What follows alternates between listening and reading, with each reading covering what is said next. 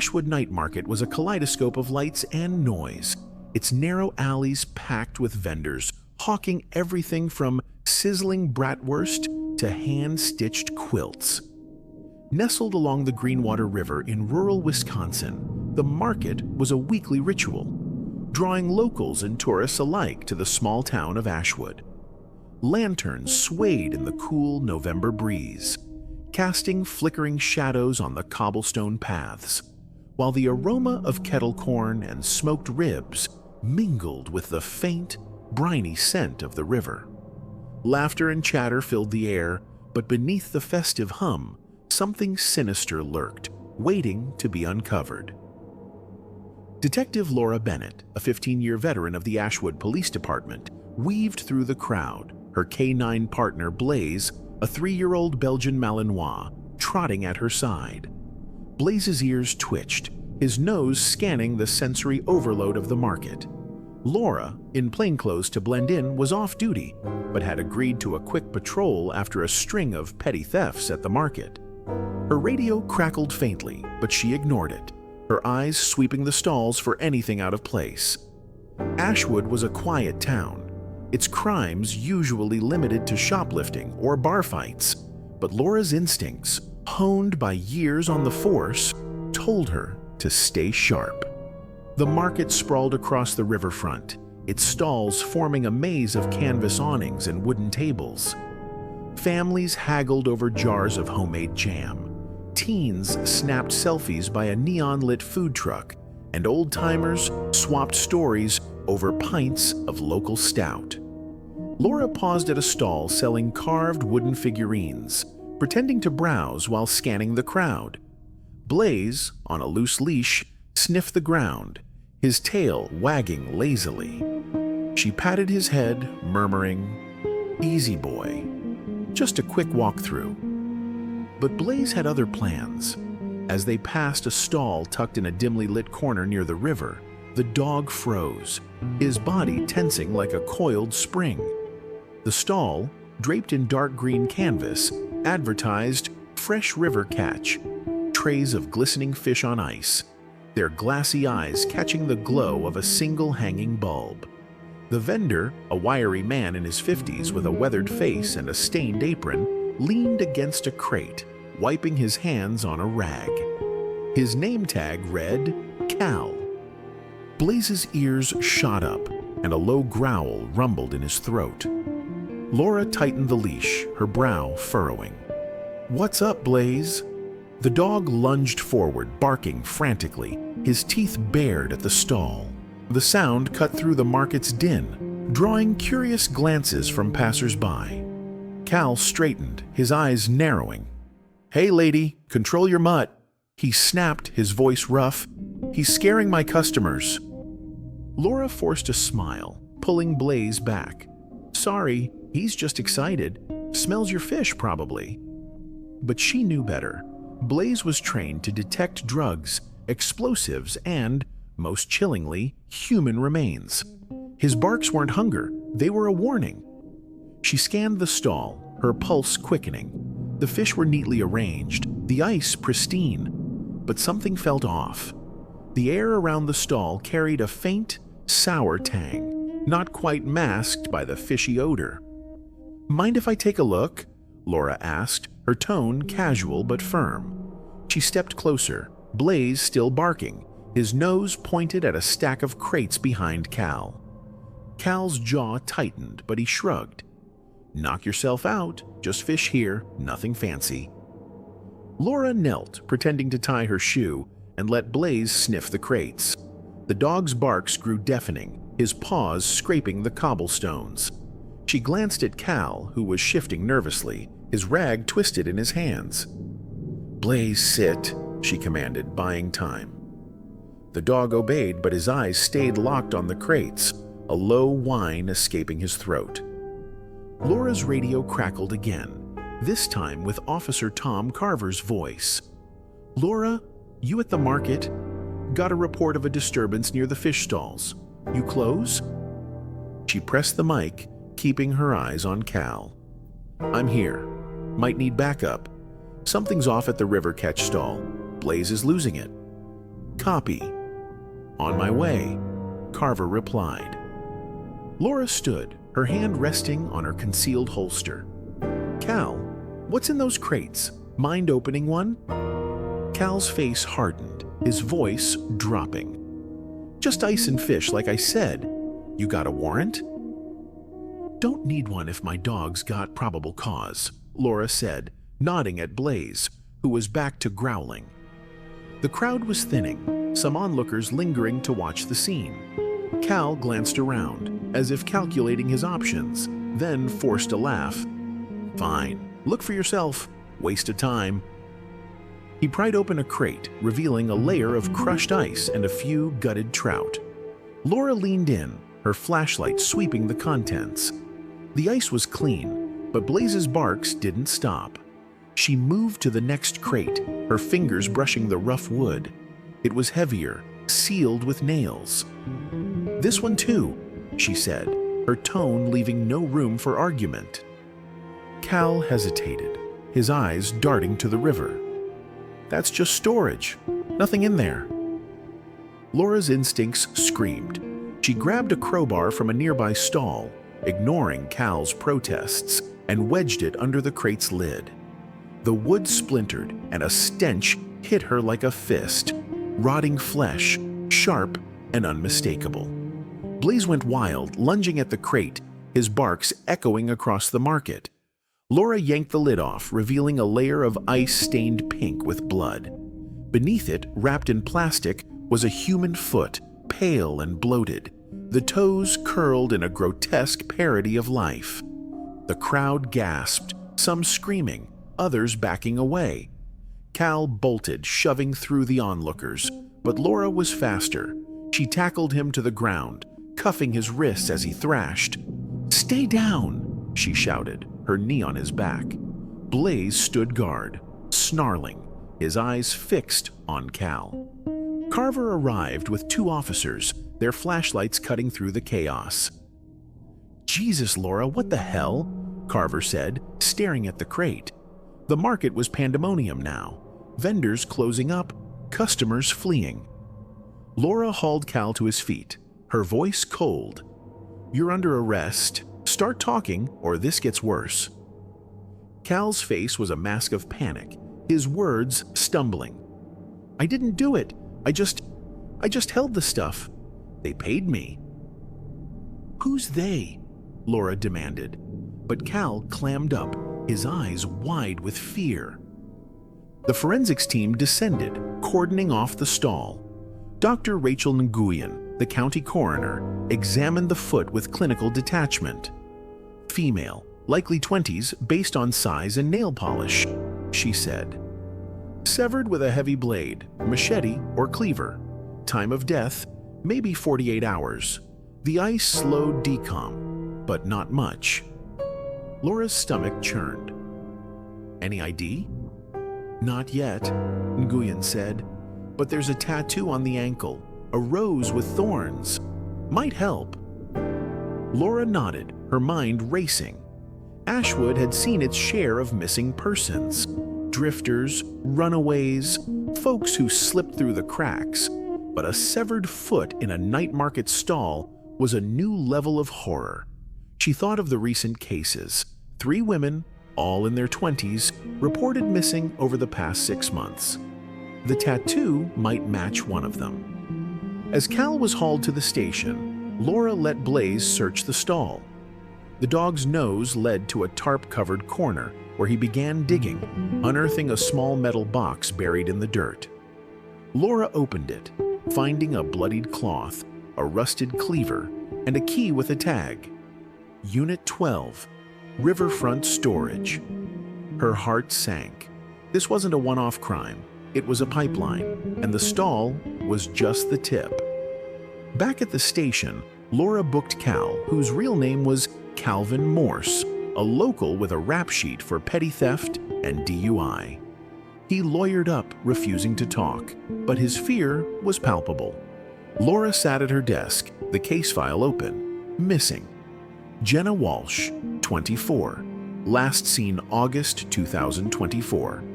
Marie Cortez, 27, last seen September 2024. Tara Lynn, 22, last seen October 2024. 2024. Jenna had a rose tattoo, according to her sister's report. Laura's gut told her the foot was hers. Blaze, lying by her chair, whined softly. Laura scratched his ears, her voice low. "You opened this can of worms, buddy.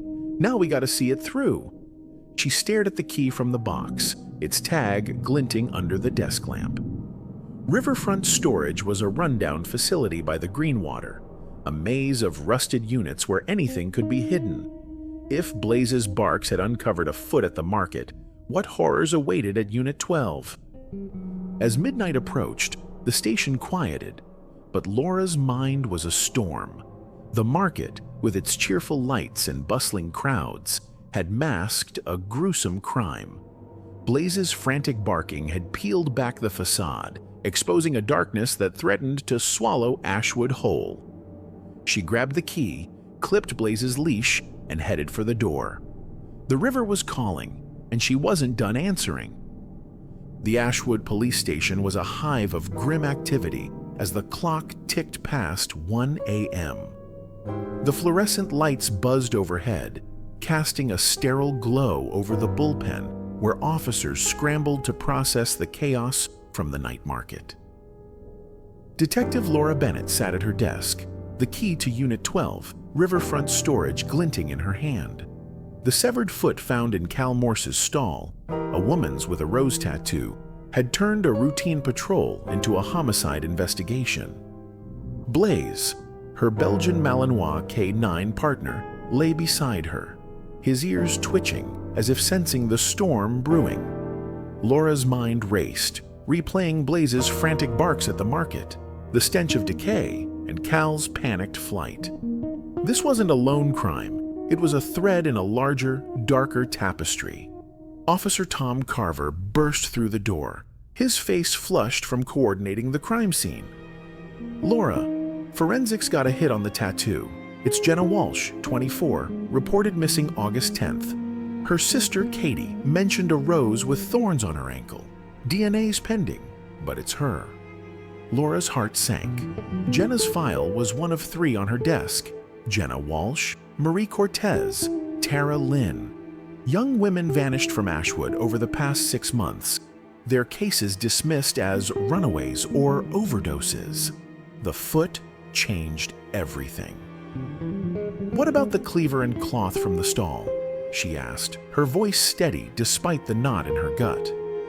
"Blood on both matches Jenna's type. O positive," Carver said. "The cleaver's got prints, but they're smudged.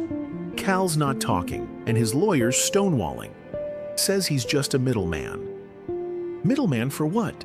Laura muttered, staring at the key. Riverfront Storage was a dilapidated facility on the Greenwater's edge, a half-mile from the market. Its rusted units were a haven for junkies and smugglers, rarely patrolled. If Blaze's nose had led to a foot at the stall, Unit 12 might hold worse. She grabbed Blaze's leash. "Carver, you're with me. We're checking that storage unit. Get a warrant rushed through Judge Harlan." Carver hesitated. "It's 1:30 a.m., Laura. Harlan's gonna chew us out." "Then wake him," Laura snapped. "Blaze doesn't bark for nothing. Move." The Greenwater River shimmered under a sliver of moon as Laura's SUV rolled into the storage facility's gravel lot. Riverfront Storage was a ghost town, its chain-link fence sagging, its units pocked with rust. Sodium lights flickered, casting eerie shadows. Blaze leaped from the vehicle, nose to the ground, his tail rigid. Laura clipped his leash, her flashlight sweeping the rows of units. Carver followed, his hand on his holster, the warrant freshly faxed. Unit 12 was at the far end, its roll-up door dented but locked. Blaze strained toward it, growling low, his barks sharp in the still night. Laura's pulse quickened. The air carried a faint, sour whiff. Decay, masked by the river's briny tang. "Blaze, find it," she said, letting him sniff the door's base. The dog pawed frantically, his claws scraping metal. Carver jimmied the lock with bolt cutters, and the door rattled up, revealing a cluttered space. Cardboard boxes, tarps, and fishing gear were piled haphazardly, but a large chest freezer hummed in the corner, its power cord snaking to an outlet. Blaze surged toward it, barking wildly, his nose pressed to the lid. Laura's stomach churned. "Cover me," she told Carver, pulling on gloves. The freezer's lid creaked open, releasing a blast of cold air and a stench that made Carver gag. Inside, beneath a layer of ice, were plastic bags, dozens of them, each containing human remains. Hands, feet, arms, all meticulously labeled with codes: F08/15/24, M09/02/24. Laura counted at least 10 bags, her hands trembling as she cataloged the horror. "Jesus," Carver whispered, "this is a butcher shop." Laura's flashlight caught a logbook tucked beside the freezer. She flipped it open, finding entries in neat handwriting. August 10th, 2024. Female, 24. Unit 12. Delivered to VH. September 2nd, 2024. Female, 27. Unit 12. Processed for export. The dates matched Jenna Walsh and Marie Cortez's disappearances. VH, initials that sent a chill down her spine. Vincent Hale, the night market's organizer, was a local power broker, his name on every permit and sponsorship banner. His charm and wealth had made him untouchable, but Laura's gut screamed he was involved. Blaze's barks snapped her back. The dog was digging at the unit's concrete floor near a stack of crates. Laura shoved them aside, revealing a trap door, its edges caked with grime. "Carver, help me," she said, prying it open. A rickety ladder descended into darkness, the air below thick with the metallic tang of blood. Blaze whined, eager to follow, but Laura held him back. "Stay, boy. Let me check first." Her flashlight pierced the gloom, illuminating a small chamber. The walls were lined with plastic sheeting, the floor stained dark. A metal table bolted to the concrete bore restraints and surgical tools: scalpels, bone saws, syringes. A drain in the floor was clogged with congealed blood. Laura's knees buckled. This wasn't storage. It was a kill room where victims were dismembered, maybe alive. Carver retched behind her. "Laura, we need forensics, SWAT, the whole damn county." She nodded, her voice hoarse.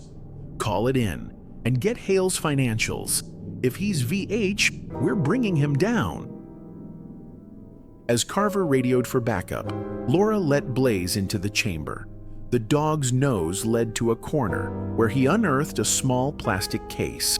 Inside was a syringe, half filled with a clear liquid, and a vial labeled ketamine. Laura bagged it, her mind racing. Ketamine wasn't street dope. It was a controlled anesthetic, used in surgery or veterinary clinics. Whoever ran this ring had medical access. The forensics team arrived, turning Unit 12 into a crime scene. Dr. Rachel Nguyen examined the remains, her face grim. Multiple victims, all female, 20s to 30s. The cuts are precise, surgical. Whoever did this knew anatomy.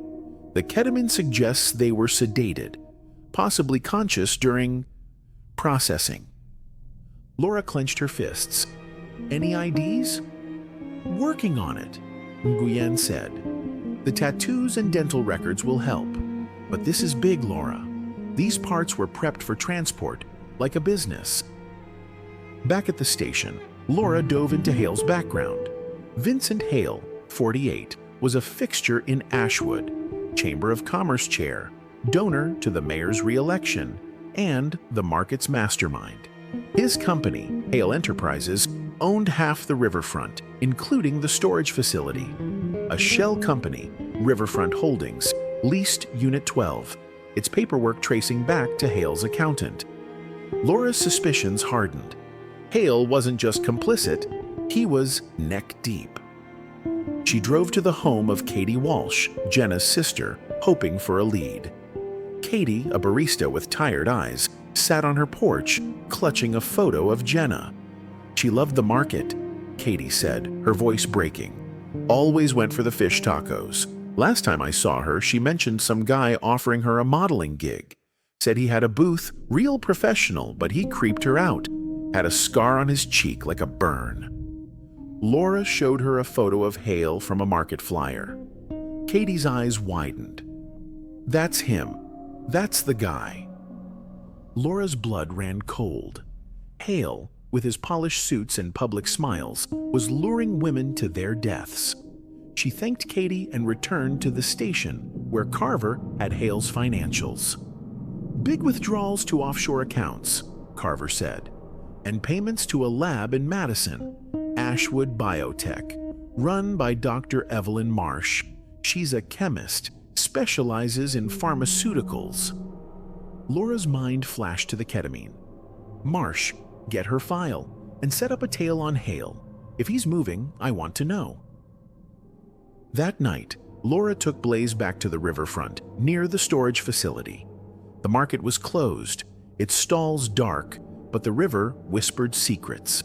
Blaze sniffed the bank, his barks growing urgent near a patch of reeds.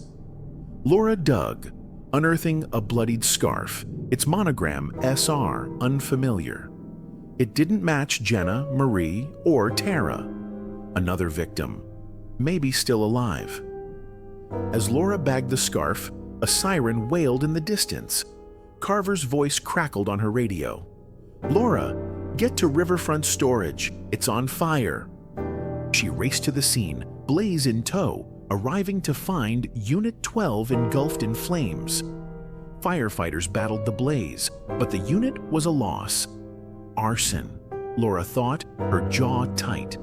Someone was erasing evidence. Blaze, undeterred, circled the perimeter, his nose low. He stopped at a charred crate, pawing until Laura pulled it open. Inside was a singed Polaroid, a woman bound and gagged, her eyes wide with terror. The background showed a market stall, its green canvas unmistakable. Laura's resolve hardened. The ring was still active, and Blaze's barks were closing in. But the fire, the scarf, and the photo told her time was running out, for the woman in the picture and for Ashwood. The Ashwood police station was a fortress of flickering fluorescent lights and stale coffee as dawn broke over the Greenwater River. Detective Laura Bennett hunched over her desk, the singed Polaroid from the riverfront storage fire clutched in her gloved hand. The image, a woman bound and gagged, her eyes wide with terror against the backdrop of a green canvas market stall, haunted her.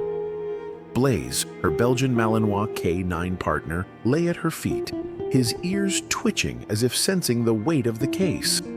The severed foot, the freezer of body parts, the bloodied scarf with the initials SR. Each clue pointed to a sprawling organ trafficking ring operating under the Ashwood Night Market's festive veneer.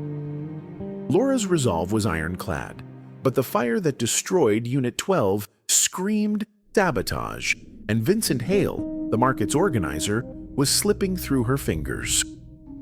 Laura's eyes flicked to the caseboard, where photos and notes formed a grim mosaic. Jenna Walsh's rose-tattooed foot, the ketamine vial, the logbook with Hale's initials, VH, and the trapdoor kill room. 3 missing women, Jenna Walsh, Marie Cortez, Tara Lynn, were confirmed victims, their remains scattered in the freezer. The scarf, though, was a wild card, its initials unmatched to any known case. Another victim, perhaps still alive, was out there, and time was bleeding away. Officer Tom Carver burst into the bullpen, his face pale. Laura, we've got Hale's tail report. He's at the market, meeting vendors at the admin tent. Looks like a closed-door deal. No press. Laura's pulse quickened. Vincent Hale, with his tailored suits and charitable facade, was the linchpin. His company owned the storage facility, and Katie Walsh had ID'd him as the creepy guy, offering Jenna a modeling gig. If Hale was rallying his allies, he was either covering tracks or planning the next move. "Get a unit ready," Laura said, clipping Blaze's leash. "We're crashing that meeting." The Ashwood Night Market was shuttered, its stalls draped in tarps, but the admin tent glowed faintly in the morning mist. Laura parked a block away, approaching on foot with Carver and Blaze. The tent, tucked near the riverbank, was guarded by a burly man in a market vest. Blaze growled low, his nose twitching as they neared. Laura flashed her badge. "Police, step aside." The guard hesitated, then stepped back, muttering into a walkie-talkie.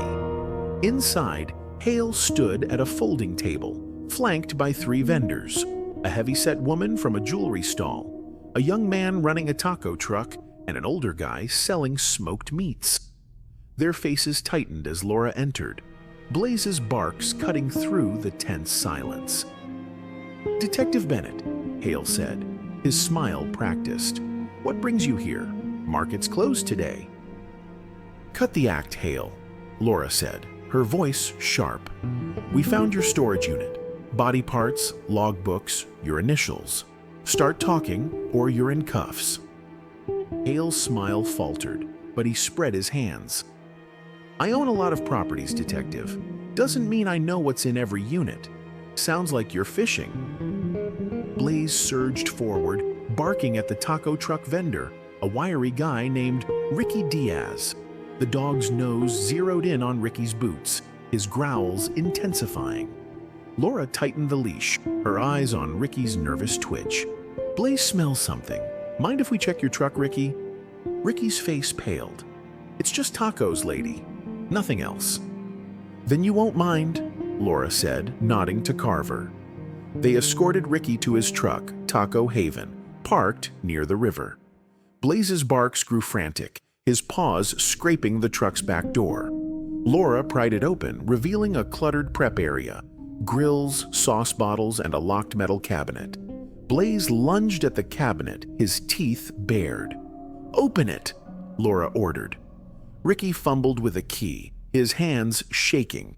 The cabinet swung open, revealing a hidden compartment stuffed with vials of ketamine, plastic bags of sedatives, and a ledger. Laura flipped through the pages. September 2nd, 2024. Female, delivered to Unit 12. October 15th, 2024. Female, prepped for export. The handwriting matched the storage unit's logbook. Carver cuffed Ricky, who stammered, "I didn't kill anyone. I just moved stuff for Hale. He paid me to keep quiet." Laura's gaze shifted to Hale, who was edging toward the tent's exit. "Going somewhere, Vincent?" She blocked his path, Blaze snarling at his heels. "You're under arrest. Conspiracy, murder, trafficking. Pick your poison." Hale's composure cracked, his voice low. "You're out of your depth, Detective. You think I'm the top? Push this, and you'll regret it." Laura cuffed him, her jaw tight. "I'll take my chances." Back at the station, Hale lawyered up, but Ricky cracked under pressure, spilling details. He and other vendors, recruited by Hale, lured women with promises of cash for modeling or market jobs. Victims were drugged at the market, taken to Unit 12, and processed for organs. Ricky named Dr. Evelyn Marsh, a chemist at Ashwood Biotech, as the supplier of ketamine and sedatives. Laura's mind flashed to the vial from the storage unit. Marsh, with her medical access, was a key player, but trouble brewed closer to home. Laura caught Carver in the evidence room, swapping tags on the ketamine vials. She confronted him, her voice icy. "Tom, what the hell are you doing?" Carver's shoulders slumped, his eyes avoiding hers. "I'm sorry, Laura. Hale's people got to me, offered 10 grand to mislabel evidence. My kid's medical bills. I didn't have a choice." Laura's heart sank. Carver, her partner for years, had betrayed her. "You had a choice, Tom. Turn in your badge. You're done." She reported him to Internal Affairs, her trust shaken. Carver, desperate to redeem himself, offered a lead. Hale mentioned a warehouse by the river near the old cannery. That's where they hold the girls before shipping. Laura acted fast, tracking down a survivor named Mia Torres, a 19-year-old who'd escaped the ring. Mia, hiding at a women's shelter, trembled as she spoke. They grabbed me at the market, offered me a job cleaning stalls. Next thing I know, I'm drugged, waking up in a warehouse, concrete floors, river smell. I heard screams. I got out through a vent, but others didn't. Laura showed her a map. Mia pointed to a spot near the cannery. There, that's the place. That night, Laura took Blaze to the warehouse, a crumbling relic by the Greenwater's edge. The air was thick with mildew and oil. Blaze's nose led to a locked loading bay, his barks echoing in the empty lot. Laura pried the door open, finding crates marked medical supplies. Inside one, she found a shipping manifest. November 16th, 2024, Chicago, Pier 9, biotech export. Tomorrow night. Blaze's barks grew frantic, guiding Laura to a hidden room. The walls were lined with chains, the floor stained with blood. A single shoe, a woman's sneaker, size 7, lay in the corner, its laces caked with mud. Laura's stomach churned. This was where victims were held, maybe where SR had been. As she bagged the shoe, a creak sounded behind her. She spun, gun drawn, but a rigged crate fell, pinning Carver, who'd followed to prove his loyalty. His leg snapped, blood pooling. "Laura, go," he gasped. "They're watching." Blaze's barks exploded, his nose pointed at the riverbank. Laura sprinted after him, spotting a figure fleeing into the fog, a man, tall, with a scarred cheek. She fired a warning shot, but he vanished, leaving a note pinned to a tree. "You can't save them all." The red ink matched the Polaroid's terror. Laura dragged Carver to safety, calling for medics. The warehouse was a gold mine, but the escaped suspect and the note told her the ring was far from broken. Blaze's barks had exposed the market's hidden players, but the mastermind was still out there, and Ashwood's soul hung in the balance. The Greenwater River churned under a starless sky, its dark waters reflecting the distant glow of Ashwood's sodium streetlights. Detective Laura Bennett crouched behind a stack of crates at Pier 9, her heart pounding as she watched a rusted freighter docked at the river's edge. The shipping manifest from the cannery warehouse, November 16th, 2024, Chicago, Pier 9, biotech export, had led her here, to a clandestine operation tied to the organ trafficking ring that had claimed Jenna Walsh, Marie Cortez, Tara Lynn, and others. Blaze, her Belgian Malinois K9 partner, lay beside her, his ears pricked, his growls muffled but urgent. The note left by the fleeing suspect, "You can't save them all," burned in Laura's mind, a taunt from a mastermind still at large. The night market's horrors were unraveling. Vincent Hale, the market's organizer, was in custody, his network of vendors exposed as recruiters for the ring. Ricky Diaz, the taco truck operator, had confessed to moving drugs and victims, pointing to Dr. Evelyn Marsh, a chemist at Ashwood Biotech, as the source of ketamine used to subdue captives. Officer Tom Carver's betrayal, tampering with evidence for Hale's bribes, had shaken Laura's trust, but his lead on the warehouse had panned out. The warehouse's blood-stained room and shipping manifest confirmed the ring's scope. Organs harvested in Ashwood, shipped to Chicago, and sold on a global black market. But Hale's fear and Ricky's vague mentions of a boss told Laura the real power was higher up, hidden among Ashwood's elite. Laura adjusted her radio, whispering to the SWAT team positioned around the pier. "Hold position. Wait for my signal." Blaze's nose twitched, catching a scent on the breeze. Antiseptic. Blood. Fear. The freighter's crew, shadowy figures in dark jackets, loaded crates marked medical supplies onto the deck. Laura's gut twisted. Those weren't supplies. They were lives. or what was left of them. The pier was a tangle of reeds and rusted machinery, its isolation perfect for smuggling. Laura had called in state police and the FBI, but Ashwood's small force was stretched thin. Carver, suspended but desperate to redeem himself, had insisted on joining, his leg bandaged from the warehouse trap. Laura had relented, stationing him at the perimeter. She trusted Blaze's instincts over Carver's promises, but she needed every hand. Blaze's growls deepened, his body tensing. He tugged toward a cluster of reeds near the dock, his barks sharp and insistent. Laura followed, her flashlight off to avoid detection. The dog's nose led to a hidden skiff, camouflaged by netting, its hull packed with coolers. Laura pried one open, her breath catching. Sealed bags of organs, kidneys, livers, hearts, packed in ice, labeled with codes matching the warehouse manifest. Blaze's barks grew frantic, his paws scraping the skiff's edge. Laura peered closer, spotting a faint smear of blood on a cooler's lid, still wet. "Gotcha," she whispered, signaling SWAT. "Move in now." Skiff at the south end. Victims or remains confirmed.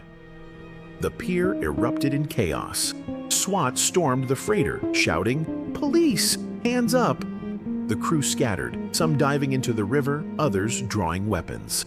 Gunfire cracked, and Laura ducked behind a crate. Blaze pressed to her side. She fired warning shots, her voice hoarse. "Drop it, or you're done." A smuggler lunged at her, but Blaze leaped, pinning him with a snarl, teeth inches from his throat. Amid the fray, Laura spotted a locked cargo hold on the freighter. Blaze's barks zeroed in, his claws scraping the hatch. She smashed the lock with a crowbar, revealing a nightmare. 3 metal cages, each holding a woman, drugged, bruised, but alive. One, a teenager with matted hair, matched the description of Ellie Kane, a 16-year-old presumed dead after vanishing in June. "You're safe," Laura said, prying the cages open. "We're getting you out." SWAT secured the crew, but Laura's focus was the skiff. The coolers confirmed the ring's brutality, but the women's survival meant the operation was still active. She radioed Carver. "Tom, any sign of the ringleader? Tall guy, scarred cheek." "Negative," Carver replied, his voice strained. "But I've got eyes on a black SUV peeling out from the north lot. Could be him." Laura cursed. The scarred man, likely the same figure who'd fled the warehouse, was key. She left the victims with medics and took Blaze to the north lot, finding tire tracks in the mud. Blaze sniffed the ground, his barks leading to a dropped cigarette butt, still smoldering. Laura bagged it, hoping for DNA, but the SUV was gone. Back at the station, Laura interrogated Dr. Evelyn Marsh, arrested at Ashwood Biotech after Ricky's confession. Marsh, a wiry woman in her 50s with sharp eyes, sat in the interview room, her hands folded. "I'm a scientist detective," she said, her voice calm. "I synthesized compounds, ketamine, sedatives, for medical research. I didn't know what Hale used them for." Laura slammed the warehouse ledger on the table. "Your drugs were in every victim, Evelyn. You supplied a slaughterhouse. Talk, or you're looking at life." Marsh's composure cracked, her voice trembling. "It wasn't my idea. Diane Kessler, she's on the town council. She came to me 2 years ago. Said she had investors needing discreet supplies. Threatened to ruin my career, my family. I had no choice." Laura's blood ran cold. Councilwoman Diane Kessler was Ashwood's golden child, philanthropist, market patron, and a regular at church suppers. Her name hadn't surfaced in Hale's financials, but Marsh's fear was real. "Kessler's the boss?" Laura pressed. "She's running the ring?" Marsh nodded, tears welling. "She picks the targets, sets the schedules. Hale handles logistics. I provide the drugs. The scarred man, her enforcer, calls himself Pike, does the dirty work. They're untouchable, detective. You can't fight her." Laura leaned in, her voice low. "Watch me." She sent Blaze to Marsh's office at Biotech, hoping for more evidence. The dog's nose led to a locked drawer where Laura found a burner phone. Its texts, sent to an encrypted number, were damning. October 15th, 2024. Female, 22. Market pickup, prep for export. DK, November 10th, 2024. Clear Unit 12, burn it. DK. The initials matched Kessler, and the dates aligned with Tara Lynn's disappearance and the storage fire. But Kessler struck first. By morning, Ashwood's local paper ran a front-page story. Detective accused of evidence fraud in market probe. Kessler, in a press conference, tearfully claimed Laura had planted evidence to smear the market, a pillar of our community. Townsfolk, already reeling from the murders, turned on Laura, flooding the station with angry calls. Laura's captain, under pressure, warned her to tread carefully. "Kessler's got the mayor's ear," he said. "You need hard proof, or you're suspended." Laura refused to back down. She took Blaze to Kessler's office at the town hall, a sleek space filled with awards and market photos. Blaze's barks zeroed in on a bookcase, his paws scraping its base. Laura shoved it aside, revealing a wall safe. She radioed a warrant, and a locksmith cracked it open, uncovering a trove. Ledgers of offshore accounts, payment records to Pike, and a list of victims, including SR, Sophie Reed, 25, November 15th, 2024, pending. Sophie, the scarf's owner, was alive, but not for long. Laura's triumph was short-lived. A mole in the DA's office, later identified as a clerk bribed by Kessler, leaked her raid plans. Kessler vanished, her car found abandoned by the Greenwater. Laura tracked her to a riverside dock where a speedboat was prepped for escape. Blaze's barks cut through the fog, his scent trail leading to the boat's helm, where Kessler stood, a gun in hand. "Stop, Diane!" Laura shouted, her weapon drawn. Kessler fired, the bullet grazing Laura's arm, but Blaze leaped, knocking the gun free. Kessler scrambled to the controls, the boat lurching forward. Laura dove aboard, tackling her as Blaze snarled. The boat veered, striking a buoy, and a fuel canister ignited, sending flames skyward. Laura dragged Kessler to the deck, cuffing her as the boat exploded, sinking into the Greenwater. Firefighters doused the wreckage, but Kessler's body wasn't found. Laura, bloodied but alive, clutched Blaze, the note's words, "You can't save them all," echoing. The ring was crumbling, but Kessler's fate was uncertain, and Sophie Reed was still out there. Blaze's barks had brought them this far, but the river held one last secret. The Greenwater River flowed with a quiet menace under the November sky, its surface a mirror for Ashwood's flickering streetlights. Detective Laura Bennett stood on the riverbank, her arm bandaged from the bullet graze she'd taken during the fiery boat chase with councilwoman Diane Kessler. The explosion that sank Kessler's speedboat still echoed in her mind, but the absence of a body left a gnawing doubt. Blaze, her Belgian Malinois K9 partner, sat beside her, his ears alert, his nose twitching as if the river itself whispered secrets. The note, "You can't save them all," burned in Laura's pocket, a final taunt from a trafficking ring that had bled Ashwood dry. Vincent Hale was in jail, Doctor. Evelyn Marsh had confessed, and the Pier 9 raid had saved lives. But Sophie Reed, the owner of the bloodied scarf marked SR, was still missing, and Kessler's shadow loomed large. Inside the Ashwood police station, the air was heavy with exhaustion and resolve. Laura's desk was buried under evidence: the warehouse ledger, Marsh's burner phone, Kessler's safe records, and the singed Polaroid of a bound woman. The trafficking ring's scope was staggering: organs harvested from vulnerable women, shipped through Chicago to global buyers, all orchestrated under the night market's festive lights. Hale had been the facilitator, Marsh the chemist, and Pike the scarred enforcer, the muscle. But Kessler, Ashwood's trusted councilwoman, was the mastermind, her offshore accounts funding a web of corruption. Laura's smear campaign, Kessler's attempt to paint her as a rogue cop, had backfired, but the mole in the DA's office remained, and Sophie Reed's clock was ticking. Laura clutched the scarf, its monogram a lifeline to Sophie.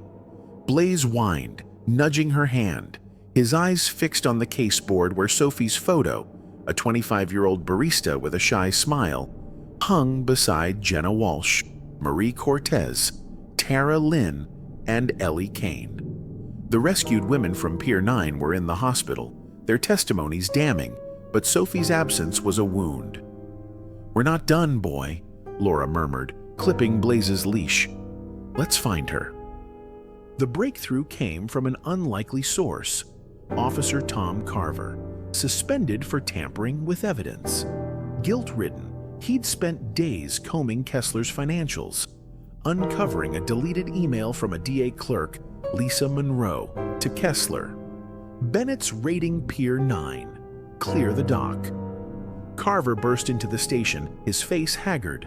"Laura, it's Monroe. She's the mole. Been feeding Kessler your moves for months. I've got her IP logs, traced to a Chicago address." Laura's jaw tightened. "Chicago. Kessler's alive, isn't she?" Carver nodded. Monroe's emails mention a safe house, 47th and Halstead.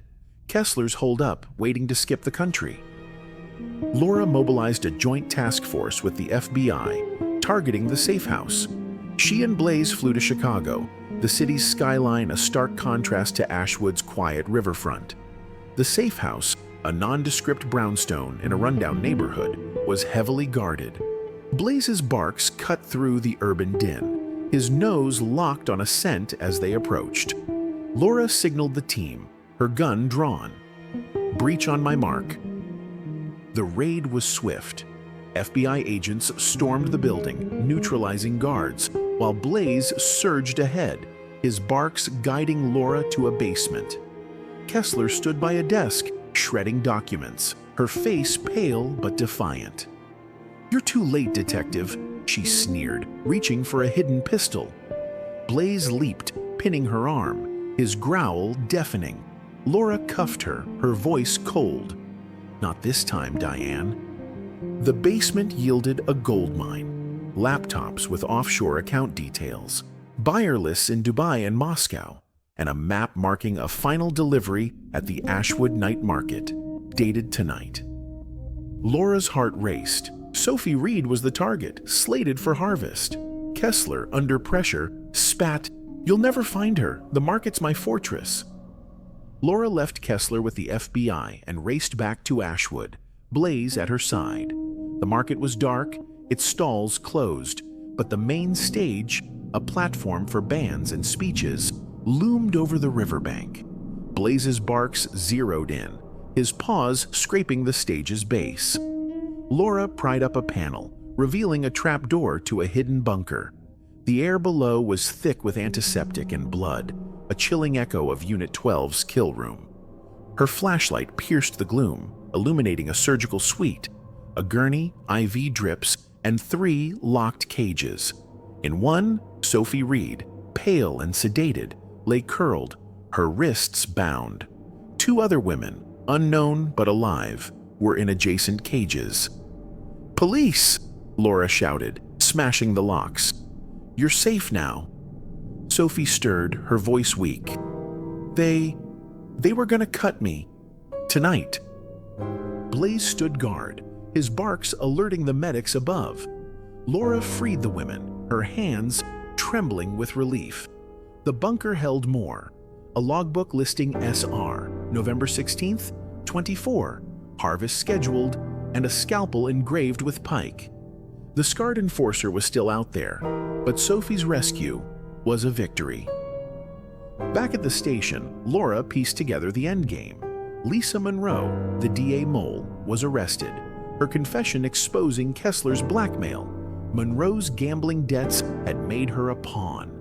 Carver, cleared of major charges, testified against Monroe, his redemption bittersweet. Kessler's trial, expedited by the FBI, became a media circus. She confessed to orchestrating the ring to fund Ashwood's failing economy, using Hale's market as a front, Marsh's drugs to subdue victims, and Pike to clean up. The offshore accounts, totaling $12 million, were seized, earmarked for victim restitution. Ashwood reeled from the revelations. The market, once a symbol of community, was tainted, its vendors scrutinized. Laura faced protests. Some townsfolk blamed her for ruining the market, but survivors like Mia Torres and Ellie Kane spoke out, crediting her and Blaze. Katie Walsh, Jenna's sister, hugged Laura at the station, tears streaming. "You got them, Laura." For Jenna. On a cold December evening, Ashwood held a candlelight vigil by the Greenwater. Hundreds gathered, their candles glowing like fireflies. Sophie Reed, recovering in a wheelchair, spoke, her voice steady. "They took so much, but we're here. We're alive because of Blaze, because of Laura." The crowd sang, "Will the Circle Be Unbroken?" the hymn drifting over the river. The Ashwood PD presented Blaze with a K9 medal, its ribbon pinned to his collar. His proud bark drew cheers, a beacon of hope in the grief. Laura stood at the vigil's edge, Blaze warm against her leg. The river, once a grave for secrets, shimmered under the moon, its current carrying away the town's pain. She thought of Jenna, Marie, Tara, and the others, their names etched in her heart. Kessler's words, "You can't save them all," had been a lie. They'd saved Sophie, Ellie, Mia, and more, but the scars remained, a reminder of the market's duality, community and crime. The next week, the market reopened, its stalls vetted, its profits funding victim support. Laura patrolled with Blaze, the air filled with laughter and kettle corn, a fragile renewal. She scratched his ears, her voice soft. "We did good, boy. Let's keep it that way." Blaze barked, his eyes bright, ready for whatever came next. And so, dear listeners, the tale of Blaze's barks at the night market ends not in despair, but in triumph. Evil thrives in silence, but heroes, human and canine, break it. Let us honor the lost by rebuilding trust, protecting the vulnerable, and demanding justice. Like, share, and subscribe to Super Cop Canine, and join us in this fight. Until next time, stay vigilant, and may the river carry hope, not horrors.